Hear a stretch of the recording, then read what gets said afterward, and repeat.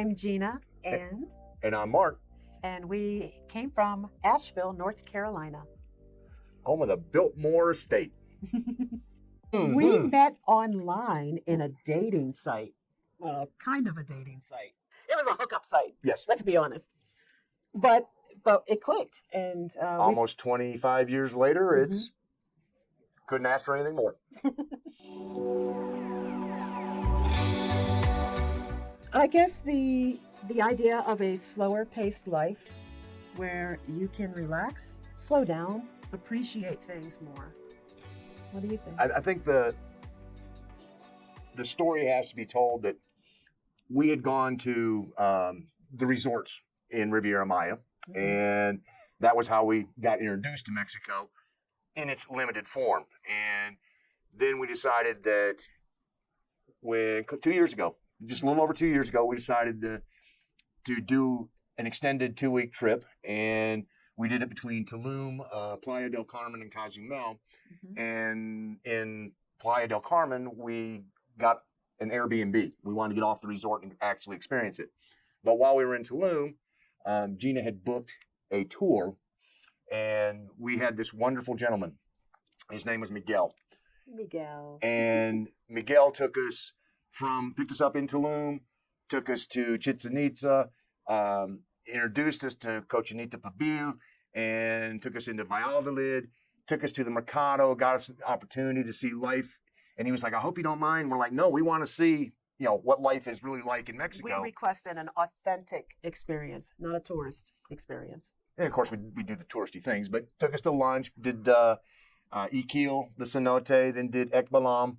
And we already had a great admiration for the Mayan people, the workers at those resorts. They bust their butts. They do it with a smile. And they are some of the most gracious and warm people that we ever met. And the further we got from the resorts, that just continued to be the case. And that really sort of opened our eyes to going, we like this country. No, we love this country. Yep. Okay, let me start this one because he was very guilty of this as well. I started coming to Mexico for music festivals at the Hard Rock Riviera Maya. And he made me promise to not leave the resort. I did. Because he thought it would be too dangerous. And I did that festival for 2 years without him. And then year number 3, I brought him with me. And then we started coming regularly so that he could experience the country as well. And it opened his eyes that what we're being told is a dangerous place really is not a dangerous place.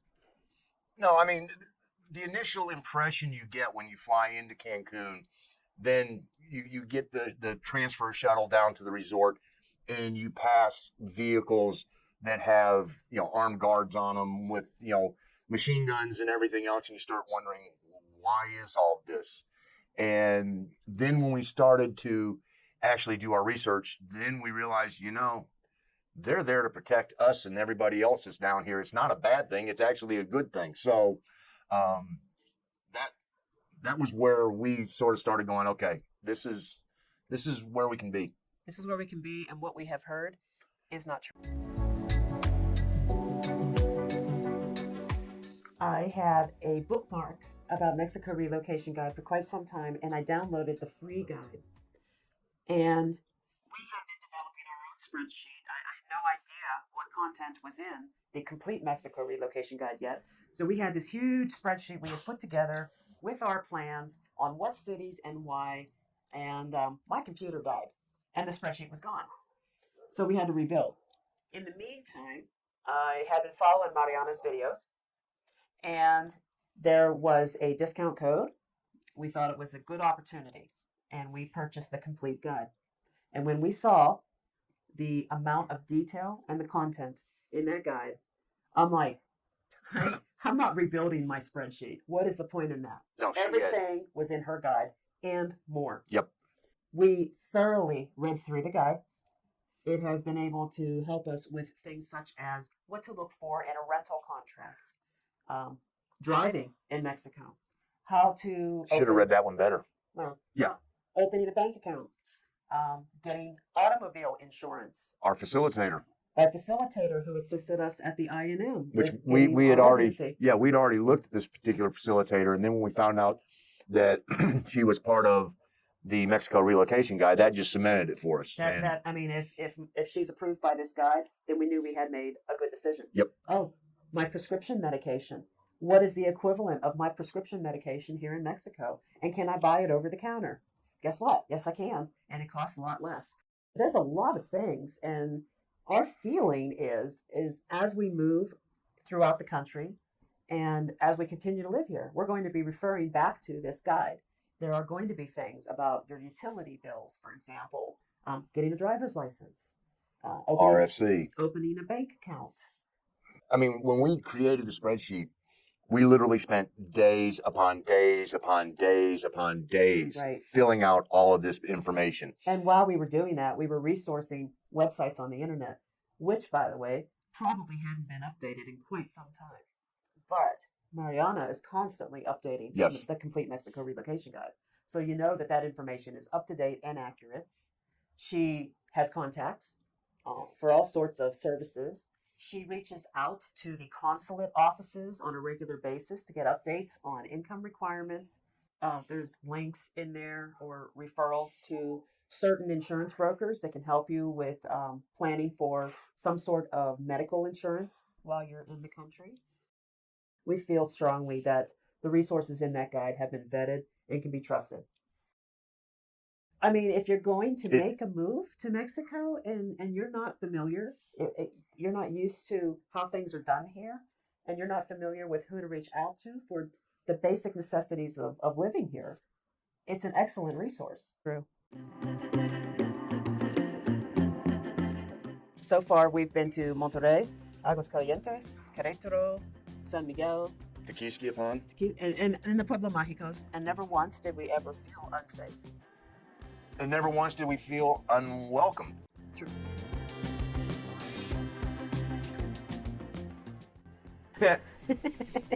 It was a mixed bag.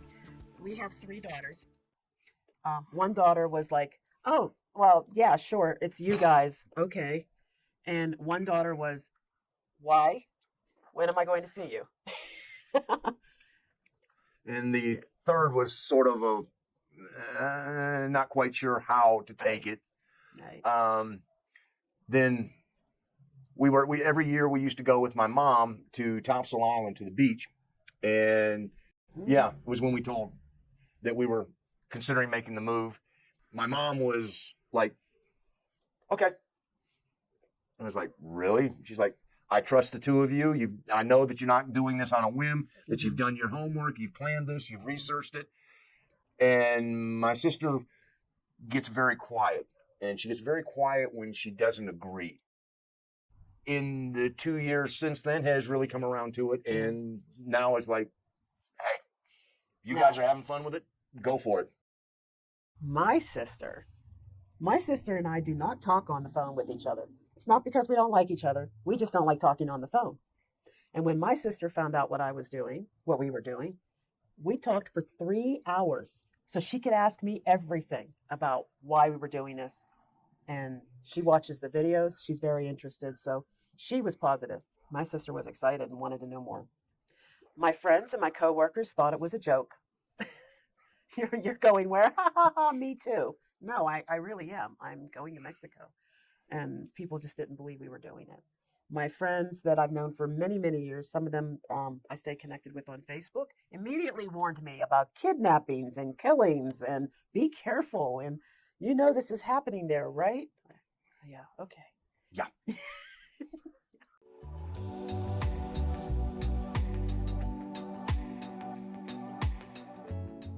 Well, of course, how we decided to go was interesting, or how we announced that we were going.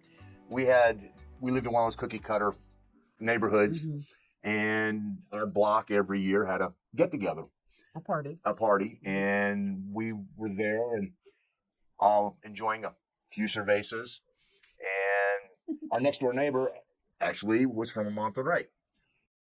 We're talking, and all of a sudden, I go, "Yeah, we're retiring to Mexico." What? And Gina was like, "What? Huh?" I'm like, "Yeah." Let me preface that because I was playing all these videos on YouTube thinking he wasn't listening, but he was. He just didn't tell me that he was listening. So I'm a processor. I have to think about things. And so that was just sort of how it went. And I just had to process it. And then once we made that announcement, we really created a spreadsheet. On the spreadsheet, we first sat down and go, okay, for cities we're considering going to, what are the things that we have to know about these possible places we're going to retire to? yeah, so we had things on this spreadsheet about the climate, the amount of rain they get, what temperature, population, expat community, hospitals nearby, airports, how much does it cost to live there, crime statistics, Walkability. everything.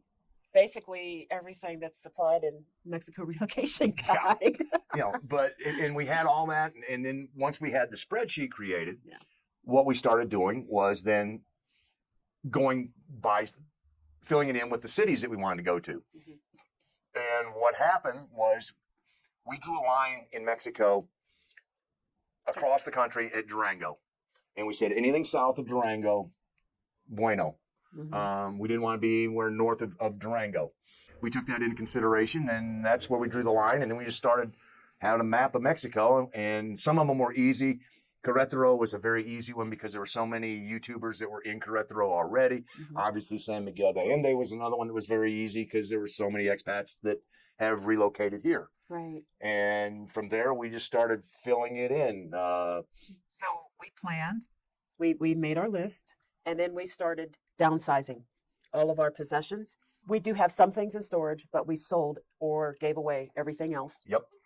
And then we decided that in doing our research, one of the things that we definitely did not want to do was take the car back every year to have an inspection done.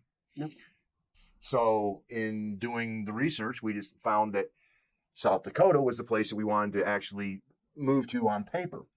And there are a lot of different reasons. One of the primary reasons is they don't do annual inspections on the car, so we'd have to take the car back every year. Another added benefit of that is there are no state taxes in the state of South Dakota. So no income taxes. No income taxes, no pension taxes, no inheritance tax. So there were some financial benefits to moving there, and we set up a traveling mailbox account. Yep. And then we moved here. November 16th, we got in the car, and it took us 2 days of driving, one really hard day of driving, and then one not so hard, to get to McAllen. And we did the crossing at McAllen with Sir Dragon X. Bless you, Ernie. Thank you very much. Ernie Baca. Yeah. And he got us across the border there in Reynoso. And we followed him to Monterrey and spent our first night in Monterrey. And from there, we drove from Monterrey to Aguascalientes. And Aguascalientes, that was the first day of driving by ourselves. And then drove from Aguascalientes to Querétaro and spent 2 months there. So driving, it took a little bit of getting used to the whole cars pulling over to the shoulder and the trucks and everything else. But by the time we got past Saltillo, pretty much had it down. So that was pretty simple. And then we hit Querétaro, and the driving style changed dramatically. I'm going to say Querétaro, and the reason is the streets and the sidewalks are a little wider. The parks are a little larger. There's a lot more space, and it's spread out. It's flatter. But I don't like the traffic there. No, but I will say that if I had to choose between the centros, while San Miguel de Allende, the paroquia is stunningly beautiful and everything else, I do prefer the centro in Querétaro versus San Miguel for just what Gina was saying. They're wider. There's a lot more of it. There's pedestrian only. It is flatter, and it's bigger. There's just a lot more to do. It's easier to walk in Querétaro, in the central area, than there is here in San Miguel. Yeah. And the other part of that is picturing what it's going to be like when I'm 75 trying to hike the hills of San Miguel on the cobblestone. On the cobblestones. Don't know if that's going to happen. But we still have another 26 to 28 cities to experience. So, who knows?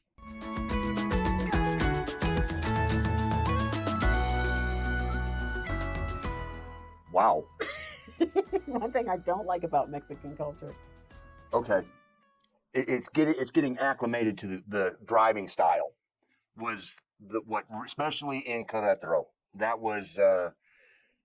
took some getting used to. There were a few times where I blew my top. I guess for me, it would be, it's not that I don't like it, but I have a really hard time saying no to people. And what I notice in Mexican culture is there will be street vendors who will walk the streets, they will walk into restaurants, bars, follow you into a Walmart sometimes, and try to sell you something. And I want to be pleasant and I want to be polite, but I have noticed occasionally when I say no gracias, the look on someone's face, just they're either unhappy, disappointed, or disgusted that they couldn't make a sale. And I feel bad, but that's the one thing I don't like. I don't like people coming up to me and trying to sell things to me, when I'm not looking for it. The people. The sense of community. Yeah. I mean, that's the biggest thing, is that I guess the best way I could say it would be in the Centro in Querétaro for New Year's Eve. If you encountered a crowd like that on the other side of the border, there would be a very strong sense of uneasiness because you don't know what happens when you get that many people together. In Querétaro, never once had that feeling. And it was such a joy to see kids, young couples, old couples, watching a grandfather dance with his granddaughter. Yes. Just the little things like that. And another thing that you see in the Centros that you don't see a lot of in the U.S. would be the public displays of affection, holding hands, things like that. It's so refreshing to see those types of things that are going on. Yeah. So, people.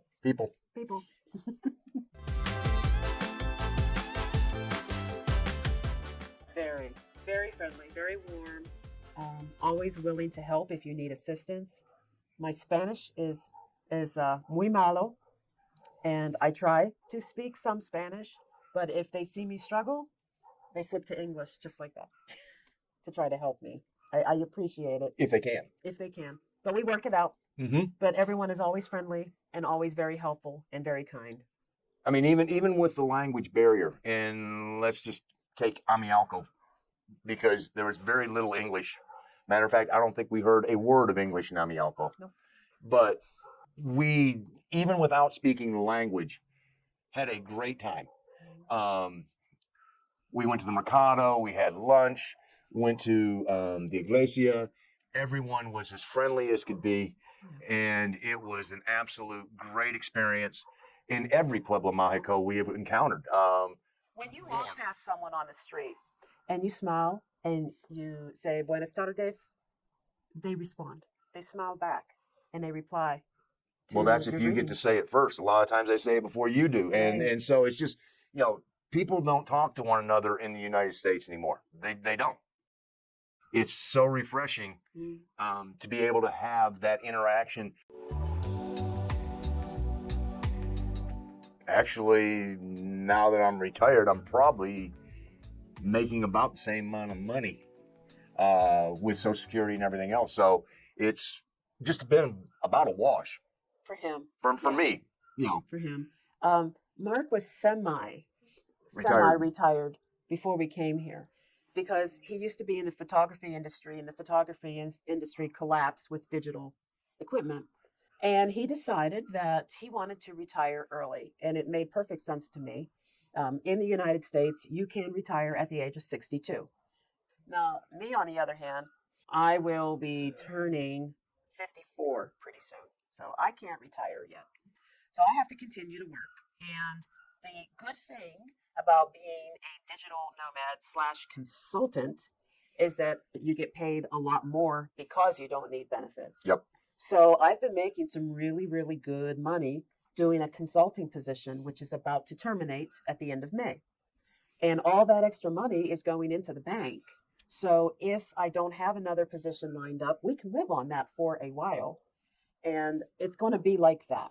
So I'll have periods where I have money coming in and I'm working, or I'll have periods where we're living off of the money that we saved up when I was working. And my retirement plans are I pretty much have to work until I'm at least 62, and then I too could take early retirement and get my Social Security. Uh, Fortunately, both of our Social Securities combined would be enough to support us. Yeah, I mean the Yeah. the end game here is that if she works enough, we're able to put enough away that we are able, at the end of our 4-year period here of doing our tryouts around southern Mexico and trying out all the cities, what we have put in the bank, buy the house in cash, and then we don't have the rent coming out or anything like that. And with that, with what her Social Security and my Social Security, we should be golden. Yeah. That's the plan. Oh, a lot less stress. That's the biggest difference. Things are a slower pace. I don't feel as tense. And honestly, I feel like because of that, I have less physical pain. My knees don't hurt as much. I don't get headaches as frequently. My neck and my shoulders don't feel so tense and sore. I would say that the biggest difference, is getting here. I dropped 8 to 10 pounds real quick. And a lot of that, I think, is due to the change in diet from all those processed foods that we found north of the border to fresher foods down here. Yep. I also attribute a lot of it to, I think I'm getting better sleep because of the lack of stress. There is such a feeling of anger in the United States right now, and it really is felt every day. Even if you don't want to feel it, it's there, and you cannot get away from it. And it was almost like when we crossed the border, that was gone. Learn some Spanish. No, learn a lot of Spanish. Learn Spanish. Yes. It will make your life a whole lot easier. You would not believe, you could be in a grocery store and you can't even figure out what you're looking at sometimes. It's important. And Google Translate and Google Lens are good, but they're not always going to be something you can rely on. So that's first piece of advice. Second piece of advice, do not bring your baggage to this country. Nope. Don't bring your baggage. The reason that you're coming here is to start a new life and experience a new culture in a new country that is not the country you came from.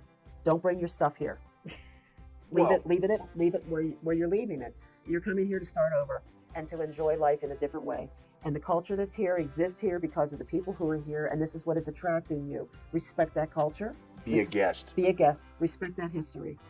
Learn the history, learn the culture, assimilate yourself. Mm-hmm. If you walk in here with an open mind, you will be welcomed beyond belief. We've been embraced by Mexican people everywhere we've gone. We even have friends here now. The people that we have made friends with here are not people that are fly-by-night friends. These are people that will be friends of ours for as long as we're still walking around on the planet. And that's the level of acceptance that if you walk in with an open mind and you thank them for taking you into their country, that you will receive in return. And it is just, it's mind-boggling. The other thing is the more that you start to get rid of, you will suddenly find that it gets a lot easier as you go along, because at the end, there were things that we were going, wow, this is really important. You know what? They really aren't. What's important is what you're doing. The fact that these are just articles. And yeah, these articles do have memories, but the memories are still here. And the memories are still here. And as long as we have that, we're good.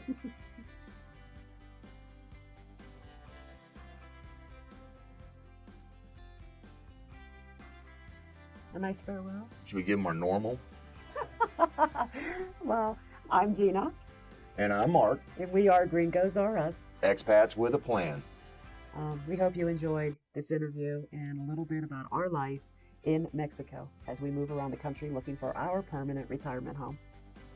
And as always, remember, we are doing it. You can You can too. Adios. Hasta la próxima.